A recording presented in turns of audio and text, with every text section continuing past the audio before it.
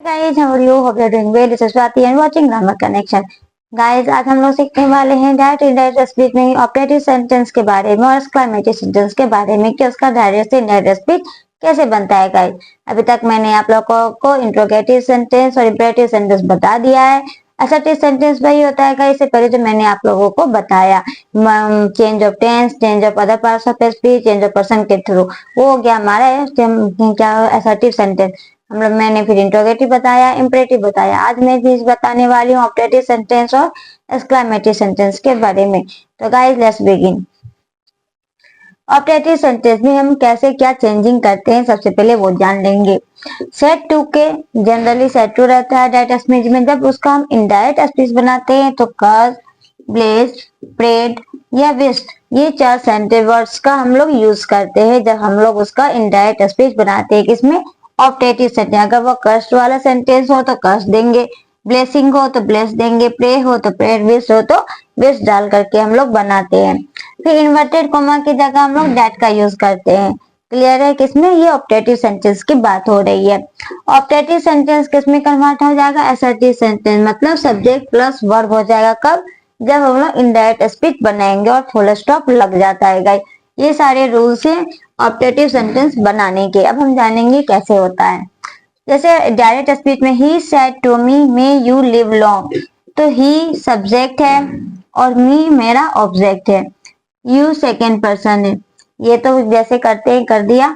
फिर ही का ही हो गया सेड टू की जगह मे यू लिव लॉन्ग। अब सेंटेंस पर डिपेंड करता है, इन्वर्टेड कोमा के अंदर जो सेंटेंस रहेगा वो डिपेंड करेगा कि हमारा कर्ज है, ब्लेस है, प्रे है या विश है। तो मे यू लिव लॉन्ग मतलब हम किसी को ये ब्लेसिंग देते हैं ना कि मे यू लिव लॉन्ग, तो यहाँ पे मैंने क्या लिखा? ब्लेसिंग मतलब ब्लेस्ड, क्योंकि ये said verb to past tense में है, इसीलिए ये भी क्या आ जाएगा? पास्ट में। ब्लेस का क्या आ जाएगा? ब्लेस्ड। मी है तो मी, कोमा की जगह क्या बताया था? डेट का यूज हो जाता है, तो कोमा की जगह डेट का यूज हो गया। फिर मैंने ये भी बोला था कि ये तो मी यू लिव लॉन्ग, ये हमारा मे से स्टार्ट है, तो ये हमारा कौन सा सेंटेंस है? एक्सक्लेमेटरी सेंटेंस है। क्यों? सॉरी गाइस, ऑपरेटिव सेंटेंस है, क्योंकि ये मे यू लिव लॉन्ग हमें ब्लेसिंग दे रहा है। जो सेंटेंस ब्लेसिंग दे, कर्स दे, विश दे, प्रे से, ऐसे सेंटेंस हमारे ऑपरेटिव सेंटेंस कहलाते हैं। तो इससे क्लियर हो रहा है कि यह हमारा ऑपरेटिव सेंटेंस है। अब इसको जब बनाएंगे तो मैंने क्या बताया था? ऑपरेटिव सेंटेंस असर्टिव सेंटेंस में चेंज हो जाता है, और ये जो एक्सक्लेमेशन मार्क आप देख रहे हो ये फुल स्टॉप में चेंज हो जाएगा, क्योंकि ऑपरेटिव सेंटेंस में एक्सक्लेमेशन मार्क पड़ता है जब हम उसका इनडायरेक्ट स्पीच बनाते हैं। तो ये तो असर्टिव सेंटेंस चेंज हो ही जाता है और फुल स्टॉप हो जाता है। तो यू सेकेंड पर्सन है, यू ऑब्जेक्ट के अनुसार जाएगा, तो नॉमिनेटिव केस में है तो आई हो गया। में किस में कन्वर्ट होता है? माइट में, ये मैंने ऑलरेडी बताया है। लिव का लिव, लॉन्ग का लॉन्ग, तो ये मे यू लिव लॉन्ग क्या बन गया? आई माइट लिव लॉन्ग, ये इस तरह से कन्वर्ट हो गया। गाइड, मैं दोबारा बता रही हूँ। दूसरा, my father said to me, तो माय फादर सब्जेक्ट हो गया, मी ऑब्जेक्ट है, यू सेकेंड पर्सन है, ये तो हो गया। फिर माय फादर, तो माय फादर। अब सेंटेंस क्या? मे यू गेट सक्सेस, ये हम विश करते हैं कि तुम्हें सफलता मिले, वे मे यू गेट सक्सेस। तो मे यू गेट सक्सेस से एक्सक्लेमेशन मार्क है, से ये क्लियर हो रहा है कि ये ऑपरेटिव सेंटेंस है। मतलब जब इसका इनडायरेक्ट स्पीच बनाएंगे तो हम लोग किस वर्ड का यूज करेंगे? अगर विश कर रहे हैं हम लोग तो सेड टू की जगह विश डाल दिया, ये हो गया। कोमा की जगह दैट पड़ गया। अब यू सेकेंड पर्सन है तो ऑब्जेक्ट के अनुसार जाएगा मी, नॉमिनेटिव केस में है तो आई हो गया। मी का माइट बन जाता है, गेट सक्सेस है तो गेट सक्सेस दे दिया, सर्टिव सेंटेंस मैंने बना दिया, और ये एक्सक्लेमेशन मार्क आ गया फुल स्टॉप में। तो my father wish that I might get success. Clear है? दे सेड, तो दे सब्जेक्ट हो गया। May God save the king, तो दे का they, may God save the king, ये हम प्रे करते हैं ना कि भगवान राजा की रक्षा करे, तो यहाँ पे क्या आ गया? प्रे, क्योंकि ये कौन सा वर्ड है हमारा? ये जो सेंटेंस है ये हमें प्रे कर रहा है, तो ये प्रे कर रहा है, इसलिए सेड टू सेड किस में कन्वर्ट हो जाएगा? प्रेड में कन्वर्ट हो गया। फिर कोमा की जगह डेट आ गया। गॉड है तो गॉड हो गया। में किस में कन्वर्ट होता है? माइट में, तो माइट हो गया save the king, save the king, और फुल स्टॉप आ गया। क्यों? क्योंकि यह असर्टिव सेंटेंस में कन्वर्ट हो गया। तो देखा आप लोगों ने जैसा सेंटेंस इन्वर्टेड कोमा के अंदर जैसा सेंटेंस रहता है उस अकॉर्डिंग हम सेट टू के जगह वर्ड डालते हैं, कोमा के जगह दैट डालते हैं। उसके बाद में तो माइट बनता ही है, और ये था हमारा ऑप्टेटिव सेंटेंस। जब हम बनाए तो असर्टिव सेंटेंस में बनाएंगे। एक्सक्लेमेशन मार्क क्या बन गया, फुल स्टॉप बन गया। क्लियर है। ही सेड टू हर, ही का ही हो गया।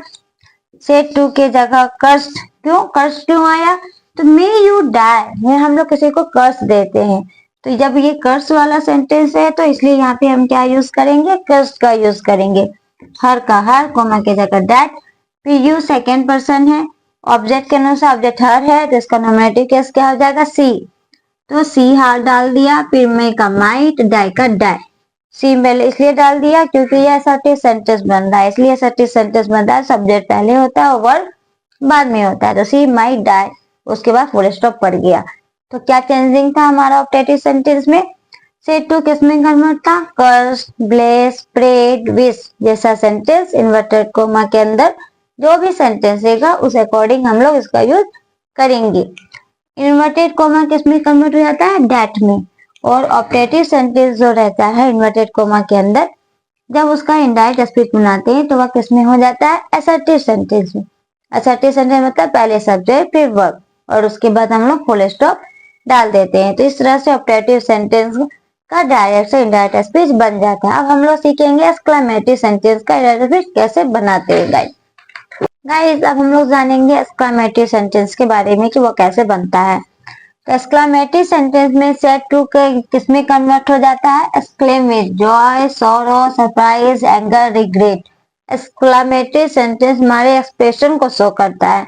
तो एक्सप्रेशन में क्या निकलता है, Joy, surprise, sorrow, anger, regret, ये सब सारी चीजें निकलती है। तो जिस तरह का सेंटेंस रहेगा उस तरह के वर्ड्स यूज करके हम लोग बनाएंगे। जब हम लोग डायरेक्ट से इनडायरेक्ट स्पीच बनाएंगे तो सेड टू की जगह exclaim with joy, sorrow, surprise, anger, regret जैसे सेंटेंस का यूज करेंगे। अब इन्वर्टेड कोमा इसमें भी डेट में कन्वर्ट हो जाता है। एक्सक्लेमेटरी सेंटेंस असर्टिव सेंटेंस में कन्वर्ट हो जाता है। जैसे मैंने ऑप्टेटिव सेंटेंस का बताया था कि ऑप्टेटिव सेंटेंस असर्टिव सेंटेंस में कन्वर्ट हो जाता है, सेम एक्सक्लेमेटरी सेंटेंस भी और सेंटेंस भी असर्टिव सेंटेंस में कन्वर्ट हो जाता है। इसमें भी डेट लगता है और सेड टू के जगह exclaim with joy, sorrow, surprise, anger, regret ऐसे वर्ड्स का यूज होता है गाइस। अब हम जानेंगे कैसे बनता है। He said alas my cat is dead. Alas मतलब होता है कि दुख जब व्यक्त करते कि हाय मेरा कैट मर गया, तो ये एक्सप्रेशन है क्या, जब हमारे अंदर से दुख निकलता है।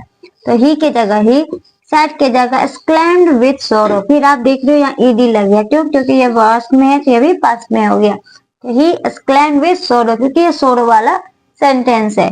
उसके बाद जो भी वर्ड रहेंगे इस तरह के, अलास हो, हुर्रे हो, ये सब, ओ हो, आ हो, ये सारे वर्ड्स जो एक्सक्लेमेटरी वर्ड्स होते हैं तो उसे हम लोग यूज नहीं करेंगे, उसका लॉप कर देंगे। तो एक्सक्लेम विद सॉरो के बाद कोमा के जगह दैट, इसका हम लोग लॉप कर देंगे अलास को, उसको नहीं लिखेंगे। माय कैट इज डेड, तो माय कैट, माय हमारा फर्स्ट पर्सन है, फर्स्ट पर्सन किससे ज्यादा, सब्जेक्ट पर जाता है, ये सब्जेक्ट है। तो माय कैट, तो ही इज कैट, माय का क्या हो जाता है, हीज हो जाता है, तो हीज हो गया यहाँ पर।